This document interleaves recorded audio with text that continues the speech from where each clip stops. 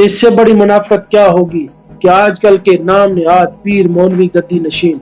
लब्बैक वालों से सवाल कर रहे हैं कि आप रियासत के खिलाफ क्यों खड़े हुए, क्यों रियासत की रिट को चैलेंज किया, जब उन्होंने मना किया तो आप क्यों निकले। तो हम उनसे कहते हैं कि यही सवालात तो आपको रियासत से करने चाहिए थे कि वो अगर निकले तो अपने लोगों पर गोलियां क्यों चलाई, क्यों अपने लोगों को कत्ल किया, क्यों अपने लोगों को बख्तर बंद गाड़ियों से कुचला, क्यों अपने लोगों को पाबंदे सलासिल किया, क्यों उनकी औरतों को तशद्दुद का निशाना बनाया, क्यों उन लोगों से जबरदस्ती तहरीक से लातलकी करवाई, क्यों उनकी मस्जिद रहमतुल्लिल आलमीन को 7 माह से मुसलसल ताले लगा रखे हैं, क्यों उनके महबूब लीडर जिसके एक इशारे पर करोड़ों लोग मौत की बैत करके उनके सामने गर्दनें हाजिर कर देते थे, उनके लिए उनके लीडर को क्यों गायब किया, मुसलसल 7 माह से उनके लीडर को क्यों गुमशुदा किया। उल्टा उनसे सवाल करने के ये मुनाफिकत का आला दर्जा है कि वो हमसे सवाल करते हैं कि लब्बैक वाले क्यों निकले।